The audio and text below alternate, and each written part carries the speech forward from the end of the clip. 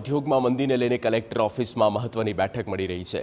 હીરા ઉદ્યોગકારો બેઠકમાં હાજર રહ્યા। હીરા કામદારોના પ્રતિનિધિઓ પણ બેઠકમાં ઉપસ્થિત રહ્યા। હીરા ઉદ્યોગને વિશેષ રાહત પેકેજ આપવાની માંગ કરવામાં આવી। વ્યવસાય વેરો માફ કરવાની પણ માંગ કરાઈ છે। બેંકના ઈએમઆઈ ભરવામાં પણ તકલીફ હોવાની રજૂઆત કરવામાં આવી। 5 દિવસમાં કોઈ યોગ્ય નિર્ણય લેવાય તેવી શક્યતા। ગઈકાલે મુખ્યપ્રધાને પણ રજૂઆત કરવામાં આવી હતી।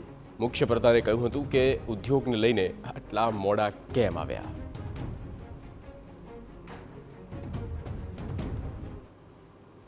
અત્યારે એક જ આકૃષ્ટ છે। અત્યારે રત્ન કલાકારોની હાલત જે અત્યારે ખરાબ છે, તો અત્યારે મને એવું લાગે છે કે હવે સરકાર જાગી હોય એવું લાગે છે।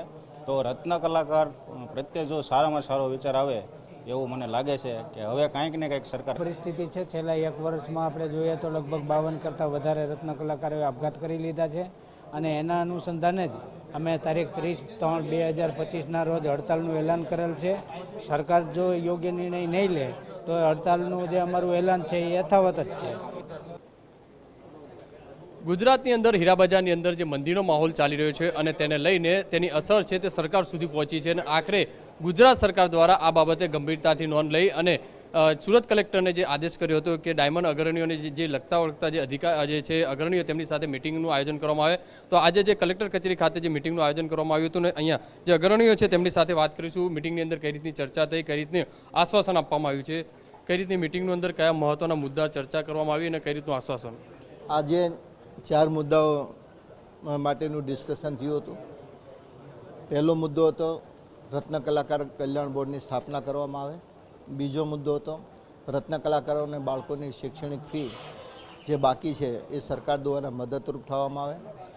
ત્રીજો મુદ્દો હતો જે વ્યવસાય વેરો અત્યારે લેવામાં આવે છે એ વ્યવસાય વેરો તાત્કાલિક અસરથી નાબૂદ કરવામાં આવે। ચોથો મુદ્દો હતો કે મંદીના સમયે રત્ન કલાકારોને જે ભાવ પ્રાઇસ કટ ઓફ કરવામાં આવે છે એ ભાવ પ્રાઇસ હવે ફિક્સ થવી જોઈએ અને દર વર્ષે રત્ન કલાકારોને વધારો મળ્યો જેથી કરીને નવા રત્ન કલાકારોનો ફોર્સ મળી રહે। આ બાબતે કલેક્ટરશ્રી રિપોર્ટ તૈયાર કરી અને રાજ્ય સરકારને મોકલી અને રાજ્ય સરકાર આ બાબતે યોગ્ય એક્શન લઈ અને આગળ કાર્યવાહી કરશે। કેટલા દિવસની અંદર આ તમામ જે પ્રોસેસ છે પૂર્ણ થઈ શકે છે અને કઈ રીતની આગળ કામગીરી થશે એવું આશા વ્યક્ત કરવામાં આવી। ગઈકાલે જે પ્રમાણે સીએમ સાહેબનો રિસ્પોન્સ હતો એ રિસ્પોન્સ જોતાં મને ચોક્કસ ખાતરી છે કે આ પ્રશ્નનું તાત્કાલિક નિવારણ આવશે અને આ નિવારણ પણ ખૂબ પોઝિટિવ રત્ન કલાકારો માટે હશે।